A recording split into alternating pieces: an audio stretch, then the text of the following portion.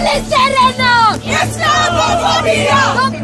14% है भारत की आबादी के 14% अगर सड़कों पे उतर जाएगा तो कोहराम मच जाएगा। सुप्रीम कोर्ट है जो कि पहले बोलती है कि बाबरी मस्जिद के नीचे कोई मंदिर नहीं था, ताला तोड़ना गलत था, मंदिर मस्जिद गिराना गलत था, और फिर बोलती है कि यहाँ पे मंदिर बनेगा। तो हमको सुप्रीम कोर्ट से ना कोई उम्मीद है।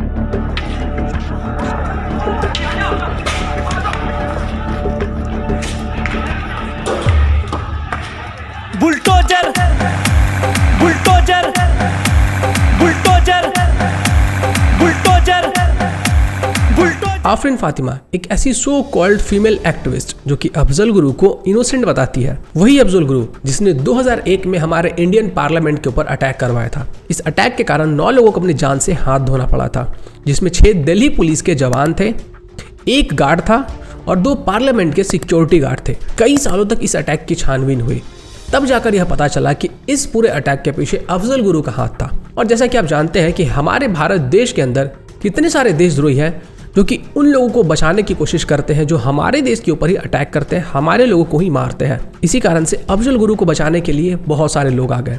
हमारे देश के अंदर जितने भी देशद्रोही हैं सब उसे बचाने में लग गए, जबकि खुद अफजल गुरु ने ये एक्सेप्ट किया था कि उसने ही ये पार्लियामेंट अटैक करवाए हैं। फिर भी हमारा ये भाग्य है कि हमारे देश के अंदर ऐसे लोग हैं जो ऐसे आतंकवादियों को व्हाइट वॉश करने की कोशिश करते हैं, ऐसे लोगों को बचाने की कोशिश करते हैं।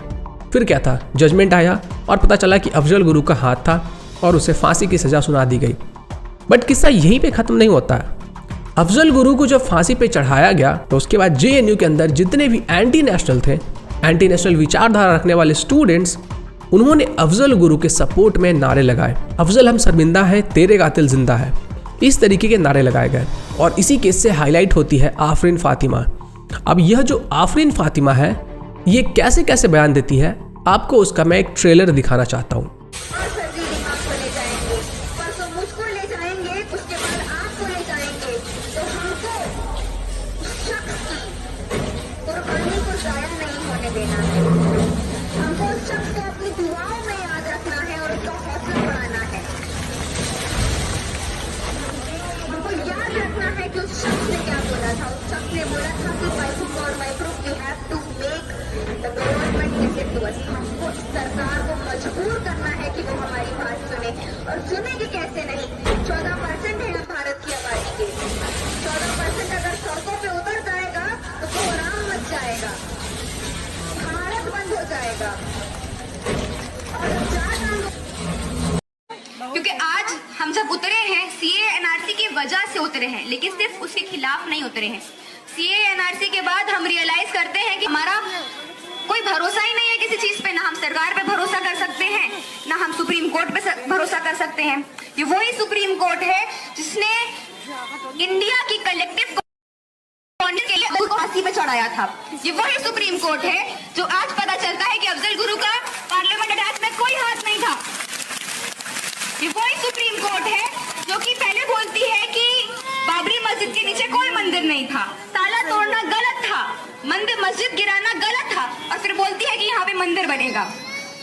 तो हमको सुप्रीम कोर्ट से ना कोई उम्मीद है। तो इसके बयान को सुनने के बाद आपको ये तो समझ में जरूर आ गया होगा कि इसकी विचारधारा क्या है, इसके सोचने समझने की जो क्षमता है वो कितनी है, ये किस तरीके की बातें सोचती है, हमारे देश के अंदर किस तरीके की जो भावना है उसको बढ़ावा देना चाहती है, हमारे देश के अंदर जो लोग हैं उनके बारे में ये क्या सोचती है, हमारी जो गवर्नमेंट है उसके बारे में ये क्या सोचती है। ऐसे लोग जो अपने आप को बहुत बड़े स्टूडेंट एक्टिविस्ट मानती हैं, ये लोग सिर्फ और सिर्फ हमारे देश के अंदर नफरत फैलाने का काम करते हैं।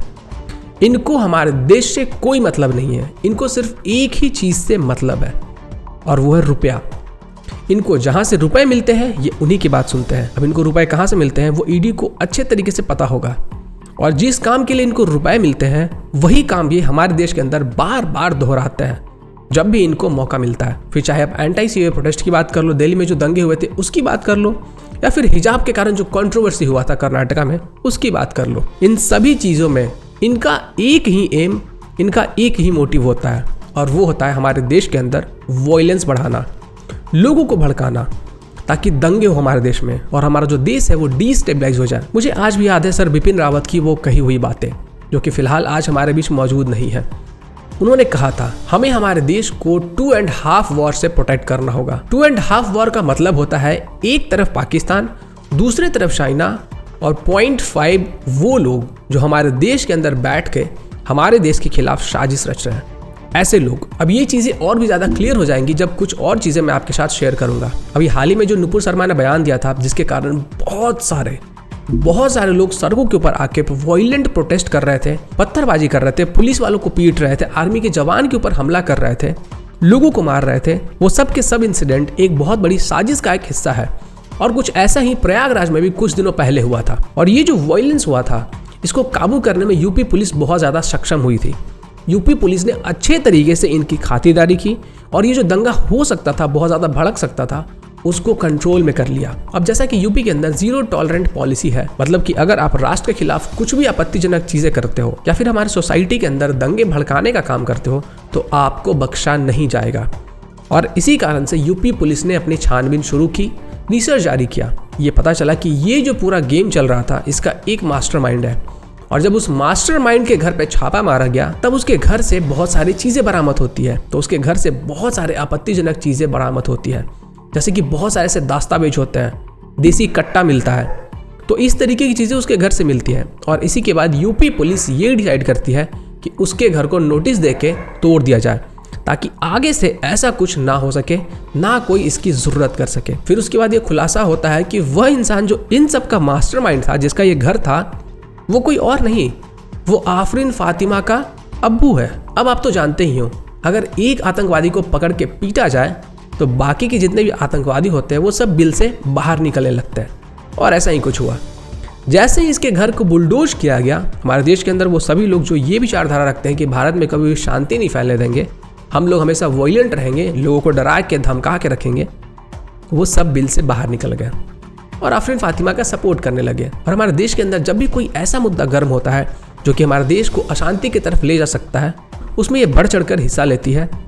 और अब जब इसके घर को तोड़ा जा रहा है, इन सब के पीछे मास्टरमाइंड होने के कारण विक्टिम कार्ड एक ऐसा कार्ड होता है जिसका लिमिट कभी भी खत्म नहीं होता है। और ये जो विक्टिम कार्ड होता है वो सबके लिए नहीं होता है, वो सिर्फ एक खास समुदाय के लिए होता है, एक खास मजहब को फॉलो करने वालों के लिए होता है। और अगर आपको ये विक्टिम कार्ड चाहिए तो आपको अपना मजहब बदलना होगा। इस विक्टिम कार्ड को लेने के बाद आपके अंदर सुपर पावर्स आ जाते हैं। आप इस देश के अंदर कुछ भी कर सकते हो, किसी का गला काट सकते हो, किसी को दिन दहाड़े मार सकते हो, किसी को ज़बरदस्ती फोर्सफुली उसका धर्म चेंज कर सकते हो, आप ज़बरदस्ती किसी का धर्म चेंज करवा सकते हो।